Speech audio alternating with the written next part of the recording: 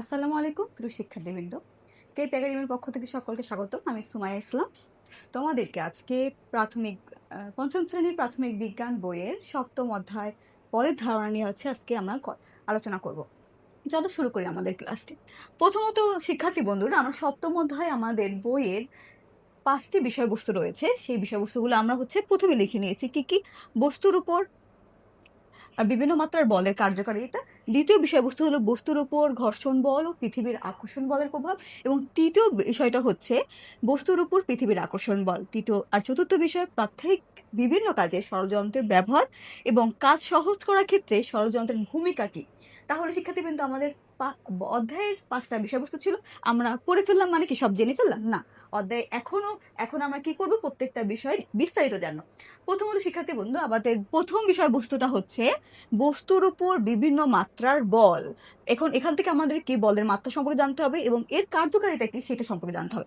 প্রথমত আমাদের বইয়ে উল্লেখ করা আছে যে আমাদের দৈনন্দিন অথবা প্রাত্যহিক জীবনে সব ক্ষেত্রে আমরা কি বল প্রয়োগ করে থাকি। কি প্রয়োগ করে থাকি? বল। কিভাবে? দেখো, আমরা বাসা থেকে যখন বের হই, সিঁড়ি বেয়ে আসি, সেটা তখনও আমাদের কি বল প্রয়োগ করতে হয়, নাহলে তো আমরা সিঁড়ি বেয়ে আসতে পারতাম না। আমি যে এখানে তোমাদের ক্লাস নিচ্ছি দাঁড়িয়ে, এখানেও আমি বল প্রয়োগ করে দাঁড়িয়ে আছি। যদি আমি বল প্রয়োগ করে না রাখতাম আমার এই ফ্লোরে, তাহলে আমি এখানে কি করতে পারতাম না, আমি এখানে দাঁড়িয়ে থাকতে পারতাম না। আচ্ছা, এরপর দেখো আমাদের বলা হয়েছে যে বলের বলের বল প্রয়োগের প্রধান দুইটি পদ্ধতি। কয়টা পদ্ধতি? দুইটা পদ্ধতি। তা হলো টান এবং ঠেলা। তাহলে আমরা এখানে লিখে রেখেছি বল প্রয়োগের পদ্ধতি কয়টি? দুইটি। তা কি কি?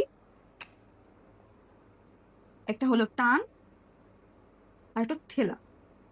মানে আমরা কোনো কিছু ঠেলা দেওয়ার মাধ্যমে বল প্রয়োগ করতে পারি, অথবা কোনো কিছু টান দেওয়ার মাধ্যমে বল প্রয়োগ করতে পারি। শিক্ষার্থীর মধ্যে আমাদের বল প্রয়োগের ফলে কি কি পরিবর্তন হয়? আমাদের বইয়ে দেওয়া আছে যে 4টা পরিবর্তন হয়। এক পরিবর্তন, বলকে আমরা বল প্রয়োগ করে কোনো কিছু সরাতে পারবো, মানে সরানো যাবে কোনো বস্তুকে। 2 নাম্বার পরিবর্তন হচ্ছে বল প্রয়োগ করলে কোনো বস্তুর আকার পরিবর্তন হবে। 3 নাম্বার পরিবর্তন হচ্ছে বল প্রয়োগ করলে আকৃতি পরিবর্তন করা যাবে এবং গতির পরিবর্তন। তাহলে আমরা কয়টা বিষয় পেয়েছি? 4টা বিষয় পেয়েছি যা বল প্রয়োগের কারণে পরিবর্তন করা যায়। কি কি? তা হলো আমার তা হলো হচ্ছে কোনো বস্তুকে সরানো যাবে, এর আকার আকৃতি পরিবর্তন করা যাবে, এবং কি পরিবর্তন করা যাবে? এর গতি পরিবর্তন করা যাবে। এরপর আমাদের বলের মাত্রা কি? আমাদের বলের মাত্রা বল প্রয়োগের জোর এবং শক্তিটাকে বলের কি বলা হয়? মাত্রা বলা হয়। তাহলে আবারও বলতেছি, বলের মাত্রা কাকে বলে?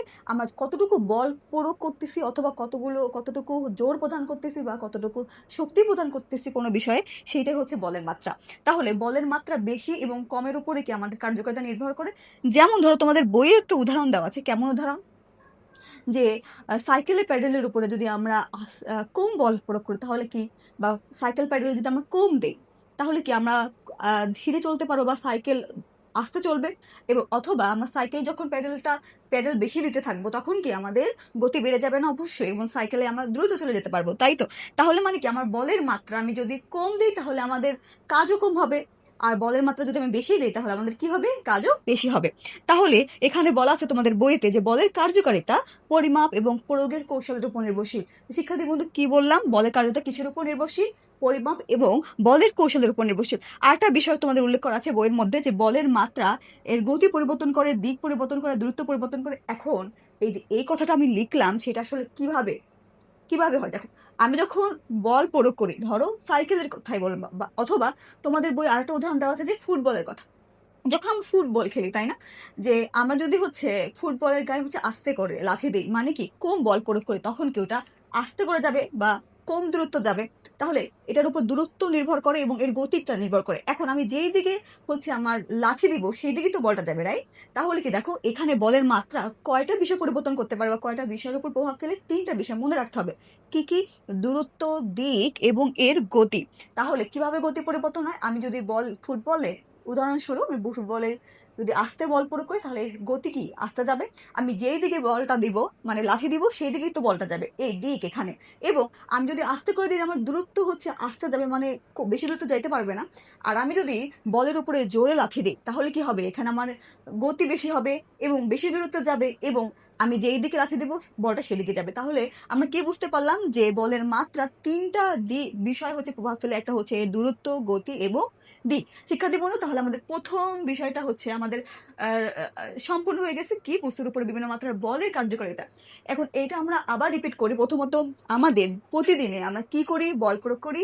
এরপর আমাদের বল প্রয়োগের ২টা পদ্ধতি হচ্ছে টান এবং ঠেলা। এরপর বল প্রয়োগের বলের পরিবর্তন হয় ৪ ভাবে। সেটা হচ্ছে সরানো যায় বস্তুকে, আকার আকৃতি পরিবর্তন করা যায় এবং হচ্ছে এর গতি পরিবর্তন করা যায়। এরপর বলেছি বলের মাত্রা কাকে বলে। বলের মাত্রা হচ্ছে কোনো কিছু জোর বা শক্তি প্রদানকে হচ্ছে বলের মাত্রা বলে। এবং বলের মাত্রা ৩টা বিষয় হচ্ছে প্রভাব ফেলে, তা হচ্ছে গতি, দিক, দূরত্ব এবং লাস্ট হচ্ছে বলের কার্যকারিতা, এর পরিমাপ এবং এর প্রয়োগের কৌশলের উপর নির্ভরশীল। শিক্ষার্থী বন্ধুরা, আমরা এখন সপ্তম অধ্যায়ের দ্বিতীয় বিষয়বস্তু নিয়ে আলোচনা করব। দ্বিতীয় বিষয়টা হলো আমাদের বস্তুর উপর ঘর্ষণ বল এবং পৃথিবীর আকর্ষণ বলের প্রভাবটা কি। একটু খেয়াল করি বন্ধুরা, প্রথমত আমরা এতটুকু এই বিষয় সম্পর্কে জানবো যে বস্তুর উপরে ঘর্ষণ বলটাকে। প্রথমত তাহলে ঘর্ষণ বল কি, সংজ্ঞাটা আমাদের জানতে হবে। যদি আমি কোনো বস্তুর পৃষ্ঠ থেকে অপর একটি বস্তু যদি চালনা করি তাহলে সেটা একটা বাধা সৃষ্টি করবে। ধরো আমাদের এই হোয়াইট বোর্ডের উপর দিয়ে আমি হচ্ছে আমার এই কলমটা যখন নিয়ে যাচ্ছি বা লিখে যাচ্ছি আমরা, বা হোয়াইট বোর্ডে যখন লিখতেছি তখন একটা বাধা প্রদান করতেছে। এই বাধা প্রদান বলটাই হচ্ছে ঘর্ষণ বল। এখন এখানে যদি ঘর্ষণ বল না থাকতো তাহলে আমি কিন্তু লিখতে পারতাম না, আমার পিছলে যেত আমাদের, ঠিক আছে। যাই হোক, তাহলে আমাদের সংজ্ঞাটা কি? আমাদের সংজ্ঞা হচ্ছে যখন আমরা কোনো বস্তুকে একটা পৃষ্ঠের উপর দিয়ে অন্য একটা বস্তু যখন চালনা করব তখন একটা বাধা সৃষ্টি হবে। সেই বাধা সৃষ্টিকারী বলকে আমরা কি বলবো? ঘর্ষণ বল বলবো। এখন বন্ধুরা, ঘর্ষণ বলের কাজটা কি? আমাদের অধ্যায়ের মেন যে বিষয়গুলো সেগুলো আমি হচ্ছে এখানে শর্ট করে লিখে রাখছি। আমাদের ঘর্ষণ বলের কাজ সবসময় গতির বিরুদ্ধে। কেন? দেখো, ঘর্ষণ বলটা কী করে? যখন আমি আমার কোনো বস্তু, ধরো সাইকেলটা চলতেছে, ঘর্ষণ বলের কারণে এটা আবার কি হয়? থেমে যেতে পারে। বা আমি একটা তোমাদের বইতে উল্লেখ করা আছে যে আমরা মাটিতে যখন একটা মার্বেল গড়িয়ে দিই তখন কি হয়? মার্বেলটা থেমে যায় কিছু সময় যাওয়ার পরে। তো এই থেমে যাওয়ার কারণ হলো এখানে ঘর্ষণ বল। কেন ঘর্ষণ বল? কারণ ঘর্ষণ বল কী করে?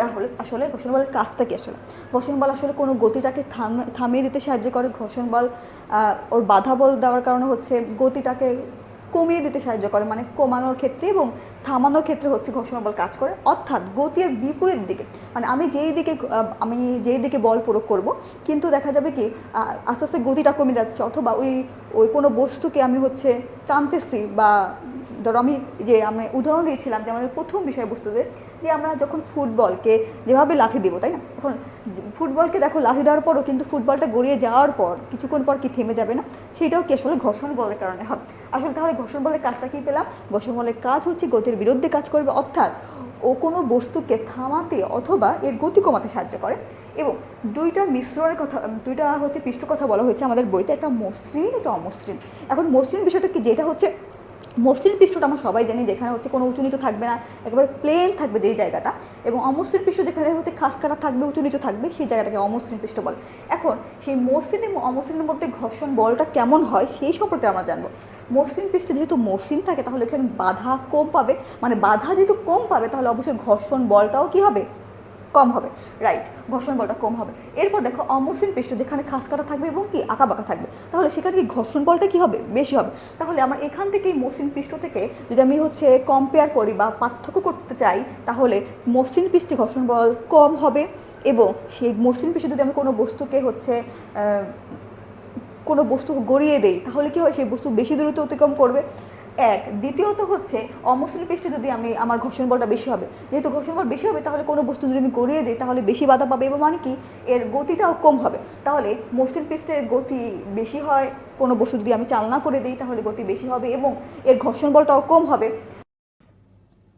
শিক্ষার্থী বন্ধুরা, এখন আমরা অমসৃণ এবং মসৃণ পৃষ্ঠতে যদি ঘর্ষণ বল সম্পর্কে যদি আমরা তুলনা করি অথবা পার্থক্য করে দেখি তাহলে কি হয়?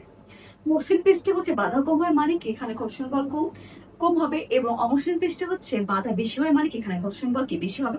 এরপর যেখানে ঘর্ষণ বেশি হবে সেখানে আমাদের শক্তি বেশি প্রয়োগ করতে হবে, আর যেখানে ঘর্ষণ বল কম হবে সেখানে আমাদের কি শক্তি কম প্রয়োগ করতে হবে। এরপর যেখানে আমাদের বাধা কম সেখানে আমাদের গতি কি হবে বেশি, এবং যেখানে আমাদের বাধা বেশি সেখানে আমাদের কি গতি কম হয়। শিক্ষার্থী বন্ধুরা দেখেন, এরপর আমরা ঘর্ষণ বলের প্রভাব সম্পর্কে জানবো। আমাদের বইতে উল্লেখ করা আছে কি কি, আমরা হচ্ছে ঘর্ষণ বলের কারণে হচ্ছে হাঁটার সময় পিছতে যাই না, তারপর দিয়া সেলাই জ্বালাতে পারি। এরপর হচ্ছে আমাদের বোর্ডে লিখতে পারি। এরপর হচ্ছে আমরা যেমন ধরেন আমাদের এখানে এই যে টাইলসের একটা প্রশ্ন উল্লেখ করা আছে যে টাইলসের হাঁটা থেকে আমাদের পিচ রাস্তায় হাঁটা সুবিধাজনক কেন? কারণ টাইলসের পৃষ্ঠটা কি অনেক মসৃণ থাকে, তাই না? আর মসৃণ থাকলে সেখানে হচ্ছে কি ঘর্ষণ বল খুব কম কাজ করে, তার জন্য এখানে আমরা সহজে হাঁটার সময় পিছলে যেতে পারি। কিন্তু আমাদের দেখা যায় রাস্তাটা ঘর্ষণ বল বেশি থাকে, তার জন্য হচ্ছে আমরা কি করতে পারি না, সহজে পিছলে যাই না। এরপর আরেকটা বিষয় উল্লেখ করা হচ্ছে আমাদের যে এখানে গাড়ির জ্বালানি শক্তি বেশি লাগে। এখন প্রশ্নগুলো কেন বেশি লাগে? জ্বালানি শক্তি এর জন্য বেশি লাগে কারণ ওইখানে আমরা যখন গাড়ি চালনা করি রাস্তাতে, তখন এখানে ঘর্ষণ বলের কারণে দেখা যায় বেশি বাধা বল প্রয়োগ করা হয়, এখানে ঘর্ষণ বেশি থাকে, মানে কারণ আমাদের পিচ রাস্তা কেমন মসৃণ থাকে না, খাঁজ কাটা থাকে, তার জন্য। আর এখানে যেহেতু ঘর্ষণ বল বেশি, তার জন্য এখানে জ্বালানি বেশি লাগে, কারণ অনেক বেশি শক্তি প্রয়োগ করতে হয় গাড়ির গতি বাড়ানোর জন্য। আর শক্তি বেশি প্রয়োগ করার কারণে এখানে জ্বালানি ক্ষয়টা বেশি হয়, তার জন্য কিন্তু জ্বালানি শক্তি বেশি লাগে। এরপর একটা বিষয় হচ্ছে আমাদের আরেকটা বিষয় হচ্ছে, আমরা যদি কম্পেয়ার করি, যেহেতু আমাদের বইতে এটা উল্লেখ করা নাই, তারপর আমি তোমাদের বোঝাচ্ছি যে আমরা কিভাবে ঘর্ষণ বলের সুবিধা ও অসুবিধা যদি পরীক্ষা আসে তাহলে আমরা কিভাবে হচ্ছে আলাদা করবো। যেমন ধরো ঘর্ষণ বল, এখন বলতে পারো ম্যাম যে ঘর্ষণ বলের সুবিধা কি, যেখানে আমাদের বাধা দেয়, আমাদের কাজ করতে বেশি শক্তি লাগে বা আমাদের কষ্টও বেশি হয়, সেইটা আবার সুবিধা কি সুবিধা আছে। যেমন ধরো ঘর্ষণ বল না থাকলে আমরা এখানে হচ্ছে কি হাঁটতে পারতাম না, আর হাঁটতে না পারলে কি হইতো, পিছলে যাইতাম বা পড়ে যেতাম, ব্যথা পেতাম না। এরপর আবার ঘর্ষণ বল না থাকলে কি হইতো, গতির বিরুদ্ধে যদি কাজ না হইতো তাহলে আমাদের গাড়ি চলতেই থাকতো গতিতে, গাড়ি থামতে পারতো না। আর গাড়ি যদি থামতে না পারতো বা গাড়িকে আমরা সঠিক সময় ব্রেক করতে না পারতাম তাহলে কি হইতো বলতো, আমরা দুর্ঘটনায় পড়ে যেতাম, তাই না? তাহলে ঘর্ষণ বলের কিন্তু অনেক সুবিধা রয়েছে। এবং অসুবিধাগুলো কি? অসুবিধা হলো ঘর্ষণ বলের কারণে যখন বাধা হয় সেখানে আমরা জ্বালানি শক্তি ক্ষয় হয় বেশি। এরপর হচ্ছে ঘর্ষণ বলের কারণে শক্তি বেশি লাগে, আমাদের কাজ করতে কষ্ট বেশি হয়। এই অসুবিধাগুলো আমাদের তাহলে আমাদের বইয়ের মধ্যে সুবিধা এবং অসুবিধাগুলো আমরা হচ্ছে তুলনা করে পড়তে হবে, যাতে হচ্ছে পরীক্ষা আসলে। শিক্ষার্থী বন্ধুরা, এবার আমরা হচ্ছে আমাদের অধ্যায়ের তৃতীয় বিষয়বস্তু হচ্ছে বস্তুর উপর পৃথিবীর আকর্ষণ বল। তো এখানে আমরা পৃথিবীর আকর্ষণ বল জানবো, তার আগে হচ্ছে আমার বইয়ে যে বিজ্ঞানী নিউটনের কথা বলা আছে, যে বিজ্ঞানী নিউটন আপেল বাগানে হচ্ছে আপেল গাছের নিচে বসেছিল, তখন হঠাৎ করে তার মাথার উপরে একটা আপেল পড়লো। তখন সে কি চিন্তা করলো আপেলটা কেন নিচে পড়লো, উপরে কেন পড়লো না? আপেলটা কেন স্থির থাকলো না, কেন নিচেই পড়লো? তাহলে এসব প্রশ্ন তো তোমাদের মাথায়ও জাগতে পারে, তাই না? যে কেন উপরে পড়লো, উপরে চলে গেল না, নিচেই কেন পড়লো, অথবা স্থির কেন থাকলো না? যে বিজ্ঞানের মতো তোমাদের মাথায় যদি এসব প্রশ্ন থাকে, সেই কোশ্চেনের অ্যান্সার আমরা হচ্ছে এখন বুঝতে পারো। দেখো, আমাদের পৃথিবীর আকর্ষণ বল কিভাবে কাজ করে। আমাদের বই উল্লেখ করা আছে যে পৃথিবী সবসময় সব বস্তুকে তার নিজের দিকে টানে। কোথায় টানে? তার নিজের দিকে টানে। এটা প্রশ্ন আসতে পারে যে তোমাদের শূন্যস্থানের সঠিক উত্তর আসতে পারে যে পৃথিবী সকল বস্তুকে কোন দিকে টানে? তার নিজের দিকে টানে। আর এই টান বলকে বলা হয় পৃথিবীর আকর্ষণ বল। তাহলে আমাদের প্রশ্নটা হলো পৃথিবীর আকর্ষণ বল কাকে বল? পৃথিবী তার সকল বস্তুকে, পৃথিবীর পৃষ্ঠে যে সকল বস্তু রয়েছে সেই বস্তুগুলোর তার নিজের দিকে টানে, এই টান বলকে কি বলা হয়? পৃথিবীর আকর্ষণ বল। এরপর হলো মাধ্যাকর্ষণ বল কাকে বল? পৃথিবী যে আকর্ষণ বলে হচ্ছে বস্তু আমাদের দেখা যায় কি, আমি এখানে আমার এই হচ্ছে মার্কার দিয়ে লিখছি, এই মার্কার আমি যদি নিচে উপর থেকে ফেলে দিই তাহলে দেখা নিচেই পড়ে যায়। অথবা এখানে আমি একটা পালক ফেলে দিই, অথবা কাগজ কলম যাই ফেলে দিই না কেন, উপর থেকে ফেলে দিলে নিচেই পড়বে। কারণ হচ্ছে কি, কারণ হচ্ছে এর হচ্ছে এই পৃথিবীর আকর্ষণ বলের কারণেই সব বস্তু হচ্ছে নিচের দিকে পড়বে। আর আমাদের পৃথিবীর আকর্ষণ বলের এই আরেকটা নামই হচ্ছে কি মাধ্যাকর্ষণ বল। কারণ যেই বলের প্রভাবে বা যেই বলের কারণে পৃথিবীর অন্য বস্তুকে আকর্ষণ করে সেই আকর্ষণ বলকে আমরা মাধ্যাকর্ষণ বল। এরপর আরেকটা বিষয় হলো আমাদের এই বিষয়বস্তুর মধ্যে রয়েছে যে পৃথিবীর আকর্ষণ বল কিভাবে কাজ করে। সব একটু খেয়াল করে দেখো, আমরা যখন সিঁড়ি বেয়ে উপরে উঠি তখন কেমন লাগে? তখন বেশি কষ্ট হয়, নাকি আমরা সিঁড়ি বেয়ে যখন নিচে নামি তখন বেশি কষ্ট হয় বা বা বেশি হচ্ছে কম কষ্ট হয়। একটু খেয়াল করি যখন আমরা উপরে উঠি তখন আমরা হচ্ছে বেশি কষ্ট হয়, কারণ আমরা হচ্ছে হাঁপিয়ে যাই বেশি, কারণ হচ্ছে তখন আমাদের এই পৃথিবীর আকর্ষণ বলের বিরুদ্ধে কাজ করে। আবার যখন আমরা সিঁড়ি বেয়ে নিচে নামি তখন দেখা যায় কি আমরা পৃথিবীর আকর্ষণ বলের দিকেই কাজ করি, তার জন্য আমাদের কষ্ট কম হয়। কিন্তু শিক্ষার্থী বন্ধু একটু খেয়াল করে দেখি, তাহলে আমরা বলতে পারি যে আমাদের পৃথিবীর আকর্ষণ বল কিভাবে কাজ করে। পৃথিবীর আকর্ষণ বল হচ্ছে বস্তুর দিকে কাজ করে, মানে যদি আমি হচ্ছে বিপরীত দিকে যাই তাহলে আমাদের কি কষ্ট বেশি হবে, আর আমি যদি পৃথিবীর আকর্ষণ বলের দিকে কাজ করি তাহলে আমাদের কষ্ট কম। শিক্ষার্থী বন্ধুরা, এবার আমরা পড়বো আমাদের অধ্যায়ের 14 নম্বর বিষয় হচ্ছে প্রাত্যহিক বিভিন্ন কাজের সরল যন্ত্রের ব্যবহার। এখন প্রথম প্রশ্ন হলো সরল যন্ত্রটা কি? সরল যন্ত্র হলো ষড়যন্ত্রের আরেকটা নাম তোমার সহজে মনে রাখবা, সহজ যন্ত্র। সহজ যন্ত্র, তাহলে আমরা কিন্তু সহজে এটা সংজ্ঞায়িত করতে পারি। সরল যন্ত্র মানে কি? সহজ যন্ত্র মানে যে যন্ত্রের মাধ্যমে আমরা সহজে কাজ করতে পারি বা যে যন্ত্র ব্যবহার করে আমাদের কাজটা সহজ করে দেয় সেই যন্ত্রকে কি বলবো? আমরা ষড়যন্ত্র বলবো। আমাদের দৈনন্দিন জীবনে অনেক ধরনের হচ্ছে ষড়যন্ত্র ব্যবহার করি, যেমন ছুরি, কাঁচি, কোদাল, কুড়াল, এগুলো সবই হচ্ছে কি ষড়যন্ত্র। এরপর হচ্ছে আমাদের এই বইতে অনেক ষড়যন্ত্রের কথা উল্লেখ করা আছে, এবং ষড়যন্ত্রের মাধ্যমে আমরা মানে কি কি এর ব্যবহার কি কি ব্যবহার করতে পারি। ষড়যন্ত্র হচ্ছে আমরা কোনো কিছু কাটতে পারি, কোনো কিছু তোলার জন্য আমরা ষড়যন্ত্র ব্যবহার করি, কোনো কিছু চাপ দেওয়ার ক্ষেত্রে আমরা ষড়যন্ত্র ব্যবহার করি, এবং ঘোরানোর ক্ষেত্রে আমাদের এরকম 4টা কাজের কথা উল্লেখ করা আছে ষড়যন্ত্র ব্যবহার করে আমরা কি কি করতে পারি। কোনো কিছু কাটতে, এবং কোনো কিছু তুলতে, এবং কোনো কিছু চাপ দেওয়া, এবং সেটা সরানো অথবা ঘোরানোর ক্ষেত্রে আমরা কি ষড়যন্ত্র ব্যবহার করি। এরপর দেখো আমাদের বইতে একটা উল্লেখ করা আছে বৈজ্ঞানিক কার্যকারিতা বেশি এমন ষড়যন্ত্র। কারণ ষড়যন্ত্র তো অনেকগুলো নাম উল্লেখ করা আছে, আমাদের স্ক্রু ড্রাইভার আছে, এখানে ল্যাম্প আছে, পুলি আছে। এরপর হচ্ছে আমরা যে কুয়া থেকে পানি তুলতে যে পুলি এবং হচ্ছে দড়ি ব্যবহার করা হয়, চাকা এবং দড়ি ব্যবহার করা হয়, এগুলো সবই কিন্তু একটা ষড়যন্ত্র। হেলানো সমতল একটা ষড়যন্ত্র, ঢালু পথও একটা ষড়যন্ত্র।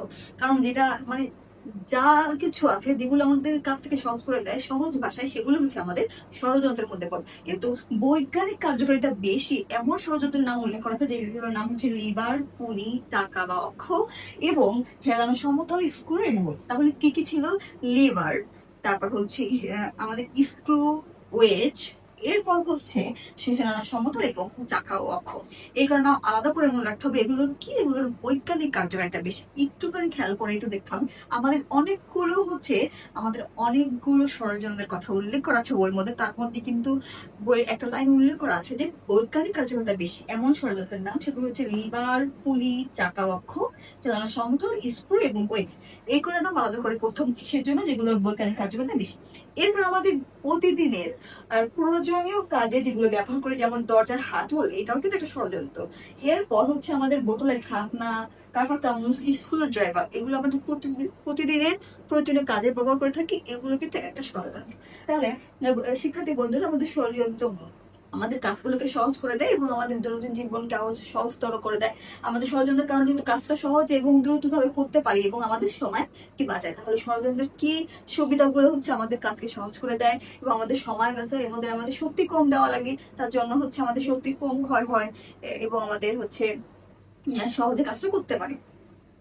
বন্ধুরা, এবং ষড়যন্ত্রের কিছু ব্যবহার দেখবো। যেমন ধরো নির্মাণ কাজে হচ্ছে আমাদের পুলি ব্যবহার করা হয়, মানে পুলি মানে হচ্ছে কি যেখানে দড়ি এবং চাকা ব্যবহার করে নির্মাণ সামগ্রীগুলোকে উপরে তোলানো যায়।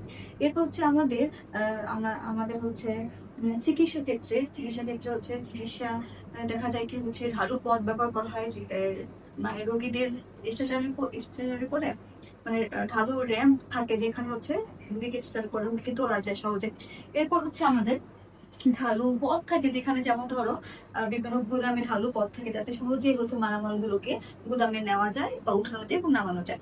এরপর শিক্ষার্থী বলতে আমাদের বইয়ের সর্বশেষ বিষয়বস্তু হচ্ছে পঞ্চম, কাজ সহজ করার ক্ষেত্রে ষড়যন্ত্রের আরো ভূমিকাগুলো কি কি। ষড়যন্ত্রের ভূমিকা কি? ষড়যন্ত্রের কাজ কারো সহজ করে, দ্রুত এবং কার্যকর করার ক্ষেত্রে সাহায্য করে। ষড়যন্ত্র হচ্ছে কাজে যন্ত্রের ভূমিকার মধ্যে 3টা হচ্ছে ষড়যন্ত্র সম্পর্কে হচ্ছে বিস্তারিত হচ্ছে আলোচনা করা হচ্ছে আমাদের বইতে। সেই 3টি ষড়যন্ত্র হলো হেলানো সমতল, কপি কলা, লিভার। তাহলে কি সেই 3টা ষড়যন্ত্র যারা বিস্তারিত আমাদের বইতে উল্লেখ করে? তাহলে কি হেলানো সমতল, কপি কল, আর এটা হচ্ছে লিভার। এখন প্রশ্ন হলো হেলানো সমতলটাকে বলে। হেলানো সমতল হচ্ছে একটি ঢালু এবং তীর্যক পৃষ্ঠ, ঢালু পথ বা তীর্যক পৃষ্ঠ, যেখানে হচ্ছে সহজে কোনো বস্তুকে উঠানো বা কোনো ভারী বস্তুকে সহজে উঠানো এবং নামানো যায়। তাহলে খেলানোর সমতলে কতগুলো উদাহরণ দেওয়া আছে, যেমন হুইল চেয়ারের র্যাম্প, সিঁড়ি, ঢালু রাস্তা, এগুলো হচ্ছে কি খেলানোর সমতল। খেলানোর সমতলের মাধ্যমে যেহেতু আমরা সহজেই কোনো ভারী বস্তুকে উঠাতে এবং নামাতে পারি, তার জন্য আমাদের কাজটা কি সহজ হয় এবং আমাদের কম বল প্রয়োগ করতে হয়। না হলে দেখা যায় কি, আমরা যদি কোনো ভারী বস্তুকে উপরে উঠাতে চাই, মানে আমরা যদি, যেহেতু এটা সমাজের বিরুদ্ধে কাজ করে, তখন আমাদের কিন্তু বেশি বল প্রয়োগ করা লাগে। কিন্তু হেলানো তলের কারণে আমরা সহজেই কি করতে পারি, ভালো পথের কারণে আমরা সহজে বস্তুকে কম বল প্রয়োগ করে উপরে তুলতে পারি এবং নিচে নামাতে পারি। এবার আমাদের দ্বিতীয় বিষয়বস্তু ছিল হচ্ছে কপিকল। এখন প্রশ্ন হলো কপিকল কি? কপিকল হচ্ছে আম, উম, আহ, একটা চাকা, চাকাতে হচ্ছে দড়ি পেঁচানো থাকবে, সহজে কোনো বস্তুকে হচ্ছে উপরে তুলতে সাহায্য করে। এখন প্রশ্ন হলো, আমরা জানি কোনো বস্তু উপরে যদি তুলি তখন আমাদের গতির বিরুদ্ধে বাধা সৃষ্টি করে, রাইট? যেহেতু গতির বিরুদ্ধে বাধা সৃষ্টি করে তখন, তাহলে সেই ক্ষেত্রে আমাদের দেখা যায় কি, যে বস্তু আমি উপরে তুলবো তার সমান অথবা তার বেশি বল প্রয়োগ করে আমাকে ওই বস্তুটা তুলতে হবে। কিন্তু যখন আমরা কপিকল ব্যবহার করবো, তাহলে তখন আমাদের কম বল প্রয়োগে সহজেই আমরা কোনো বস্তুকে উপরে তুলতে পারি। এরপর আমাদের তৃতীয় বিষয়বস্তু ছিল লিভার। লিভার আমরা জানি একটা ষড়যন্ত্র, এক ধরনের ষড়যন্ত্র। লিভার ধরা হচ্ছে, আমরা যদি কোনো বস্তুকে একটা নির্দিষ্ট জায়গায় হচ্ছে আমরা যদি লিভার বল প্রয়োগ করি, তাহলে দেখা যায় কি সেই বস্তুটি মানে অন্য বস্তুর অন্য পক্ষে হচ্ছে একটা ভার বা ভার, এবং বস্তুটা নড়ে উঠবে, মানে বস্তুটাকে সহজে তুলতে এবং হচ্ছে উপরে তুলতে সাহায্য করে আমাদের লিভার। তো লিভারের সাহায্যে আমরা কি করবো, সহজেই কোনো বস্তুকে নিচে উপরে তুলতে আমরা লিভার ব্যবহার করতে পারি, কারণ লিভারের মাধ্যমে আমরা সহজে কোনো বস্তুকে উপরে তুলতে এবং সরাতে হচ্ছে আমরা লিভার ব্যবহার করতে পারি। কারণ যেমন এখানে আমার বইতে লিভারের কতগুলো উদাহরণ দেওয়া আছে, যেমন হচ্ছে সীসা, ফরাসি, ক্যান ওপেনার, সহজেই হচ্ছে যার মাধ্যমে আমরা কোনো বস্তুকে সহজে উপরে তুলতে পারি। তো শিক্ষার্থী বন্ধুরা, এই আমাদের হচ্ছে 5টা বিষয়বস্তু বিস্তারিত আমরা হচ্ছে যতটুকু সম্পর্ক আলোচনা করেছি। এরপর তোমাদের যদি কোনো প্রশ্ন থাকে তাহলে আমাদের কমেন্ট বক্সে প্রশ্ন করতে পারবে। এবং আজকে এতটুকুই, ধন্যবাদ সবাইকে।